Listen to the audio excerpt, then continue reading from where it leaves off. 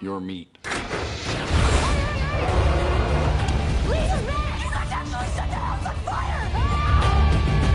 What's going on, everyone? Welcome back to Puffin Movie Review. I am feeling absolutely phenomenal right now, just completely coasting on a perfect, elevated vibe. If you are chilling in the circle with us today, do me a massive favor. Hit that subscribe button and slap a like on this video. We are pushing hard for that 1,000 subscriber milestone, and having you join the community means everything to me.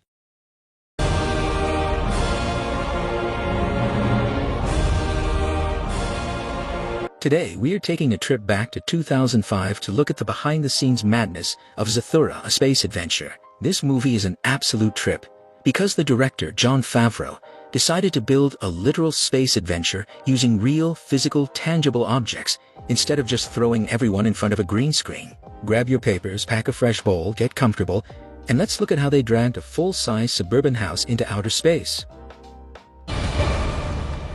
Zathura. I gotta tell you, the house looks fantastic. To understand where Jon Favreau's head was at when he started developing this project, you have to look at his influences. He openly admitted that he wanted to inject the film with bits and pieces of classic cinema that blew his mind. Growing up, stuff like Star Wars, Indiana Jones, Battle Beyond the Stars, and Superman. But when it came to casting the astronaut, the studio was looking at a major wildcard, Dax Shepard. Now, Favreau only really knew Dax from the MTV prank show Punk'd, but he got completely convinced to lock him down for the role because director Mike Judge had just cast Dax in Idiocracy, and Dax had a massive background in heavy improvisation with the Groundlings, the exact same comedy troupe that Will Ferrell came out of, who Favreau had just directed in Elf. I said I was sorry. Don't! Walter! Where this production gets incredibly fascinating is Favreau's complete refusal to rely on computer-generated imagery. He insisted on using practical effects wherever humanly possible. He wanted the young actors on set to actually look at real spaceships, interact with a physical running robot, and run away from actual flesh-and-blood Zorgon monsters built by the legendary Stan Winston Studios. Dax Shepard flat-out stated that he wouldn't have even signed the contract to do the movie if the special effects were going to be added in post-production via computers. Kristen Stewart loved it too, recalling that when characters harpooned the walls and ripped them out of the house, the crew was actually destroying physical walls right in front of them. When there was a fire on set, it was real, blazing fire. In fact, Kristen joked that the only time she ever had to stand in front of a green screen was for the shot where her character gets sucked out into the void of the black hole. To get the look of the neighborhood before chaos struck, they headed down to Oaklawn Avenue in South Pasadena to shoot all the physical house exteriors. But the moment the kids twist that key on the board game, the entire production turns into a masterclass in old-school filmmaking. Honestly, sitting on a set with real fire, giant physical robots, and Stan Winston monsters sounds like the most intense, mind-melting experience you could possibly ask for. Favreau was truly operating on a completely different frequency with this one. All that compressed air is going to go in here, and that's what's going to shoot it forward like a bullet in a gun. The harpoons are amazing. Alright, let's look at how the visual tricks actually came together in the camera, because the craftsmanship on this set was absolutely out of this world. If you were sitting here in the circle with me, completely riding this wave, watching how they pulled off these practical effects without relying on a computer screen is an absolute trip. Let's break down the miniatures, the crazy creature suits, and the massive mechanical stunt that almost shook the entire cast out of their boots. Since Favreau was totally obsessed with keeping things authentic, the crew went back to the old-school Star Wars playbook. They built physical miniature models to create the spaceships, letting the cameras fly around real plastic and metal instead of drawing them in post-production. But they didn't completely banish computers from the studio. They used digital effects to gracefully augment the physical world, things like rendering the sprawling planets, mapping out the passing meteors, and hiding the mechanical limbs of the giant robot suit built by Stan Winston Studios. The Zorgon lizard suits were a beautifully bizarre piece of engineering. They were constructed so that the creature's actual head came out of the front of the suit, right where the stunt actor's chest was. The actor then had to wear a tight blue screen hood over their own head, so the digital effects team could completely erase it later. They even brought real live goats onto the set for a scene, and then used CGI in post-production to add extra eyes onto their heads just to give them an unsettling alien vibe. But Stan Winston's team truly outdid themselves when it came to Kristen Stewart's character getting completely flash frozen.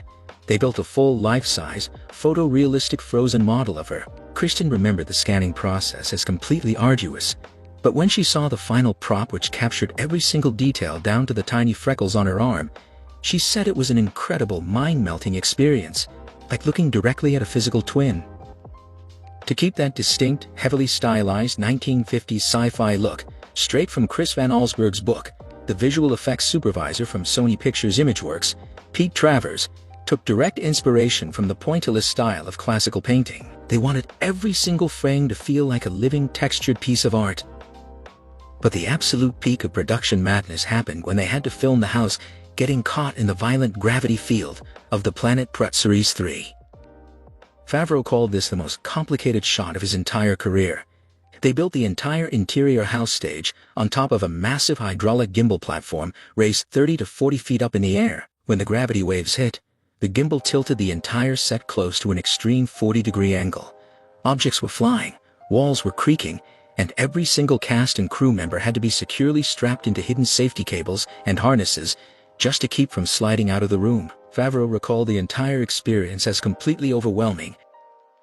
Now, when it came to selling this space adventure to the public, things got incredibly tangled up in the marketing department. Jon Favreau aggressively discouraged the idea that the film was a direct sequel to the 1995 hit Jumanji, mostly because he wasn't a huge fan of the original movie in the first place. Both he and the author, Chris Van Allsburg, insisted that Zathura was its own entirely unique beast, operating on its own rules. But the studio executives completely ignored them. They marketed the film heavily as taking place within the exact same fictional universe. Decades later, franchise actors like Jack Black would even publicly state that they consider it the official second installment of the Jumanji series. To drum up grassroots word of mouth, the studio engineered some wild promotional tie-ins. They dedicated a whole episode of Donald Trump's reality show, The Apprentice, to the movie, where Favreau appeared as a guest judge. The two competing teams were tasked with designing and building a massive promotional float to publicize the film. Favreau even packed his bags and attended San Diego Comic-Con for the very first time in his life just to try and get the nerds hyped up. When the theatrical run ended up falling flat, Van Allsburg put the blame entirely on bad marketing and terrible release timing. The movie eventually drifted onto home video, dropping on VHS and DVD in February of 2006, before finally getting a polished 10th anniversary Blu-ray release a decade later. Man, trying to act on a set that is literally tilting 40 degrees in the air while a giant mechanical robot chases you sounds like the ultimate mental workout. No wonder the behind the scenes on this thing are so legendary. What it would physically look like. Danny, take your turn. To tie this entire cosmic board game saga together, we have to look at the bittersweet aftermath, the awards it scraped together, the brutal reality check it gave the director, and how it spawned a cult following that refuses to let it drift away into space. If you are sitting here in the circle with us, completely coasting on this vibe, this final breakdown is a beautiful look at a movie that simply deserved better. Let's look at the critical redemption, the merchandise, and the crazy way it might still connect to the modern Jumanji universe. Even though the box office numbers were an absolute buzzkill, Hollywood didn't completely ignore the immense craft poured into this thing. The film snagged a nomination at the 32nd Saturn Awards for Best Fantasy Film, and a young Josh Hutcherson landed a nomination for Best Performance by a Younger Actor. Over at the Hollywood Film Awards, Avi Kaufman actually won Casting Director of the Year for her stellar work assembling this cast alongside a few other massive heavyweights she cast that year, like Capote and Brokeback Mountain. The kids actually cleaned up at the Young Artist Awards too, with Josh Hutcherson winning top honors for Best Leading Young Actor, and Jonah Bobo getting a well-deserved nod for actors aged 10 or younger. And honestly, time has been incredibly kind to this movie. In a massive retrospective review for Den of Geek, critic Tim George called it a absolute terrific movie worthy of a major reappraisal, throwing heavy praise at the witty, efficient script, Favreau's sense of directorial whimsy, and the beautiful choice to focus on genuine character dynamics over flashy special effects. But for Jon Favreau personally, the financial failure of this movie was a heavy, sobering trip. The reality check Favreau famously stated that the film wasn't really released so much as it escaped. He confessed that after flying on the absolute high of his massive previous success with Elf, Zathura felt like a bucket of cold water to the face, giving him a grim, harsh lesson about the unforgiving reality of the movie business. The silver lining? He learned an absolute blueprint's worth of knowledge about managing complex visual effects on a set, lessons that he would literally use just a couple of years later to launch the entire Marvel Cinematic Universe with Iron Man. So in a way, without Zathura taking a hit, we might never have gotten the MCU. Let that sink into your brain for a second.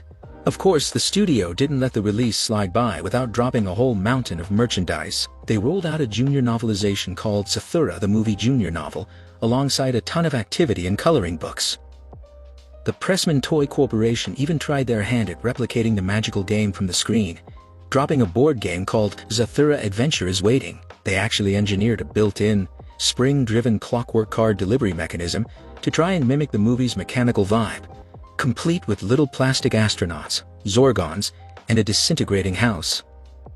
They even launched an official tie-in video game in November 2005, developed by High Voltage Software and published by 2K Games for the PlayStation 2 and the original Xbox. Sadly, unlike the movie, the game didn't have much charm and got hit with generally unfavorable reviews from gamers everywhere. But the wildest twist in this entire story is that the space adventure isn't technically dead. Jack Black, who went on to star in the massive modern Jumanji revivals, has publicly expressed a ton of interest in doing a Zathura sequel or remake, and Hiram Garcia, a head producer on the new Jumanji flicks, dropped a massive piece of lore revealing that the magical game board actually contains multiple parallel universes. He explained that the bizarre location they introduced in Welcome to the Jungle was specifically designed to act as a central hub for a much larger game universe, one that could easily launch the core characters right back into outer space. Man, imagining Dwayne "The Rock" Johnson and Jack Black getting sucked into a 1950s space elevator gravity well is a complete trip. I would buy a ticket to see that on day one, no questions asked. Your meat.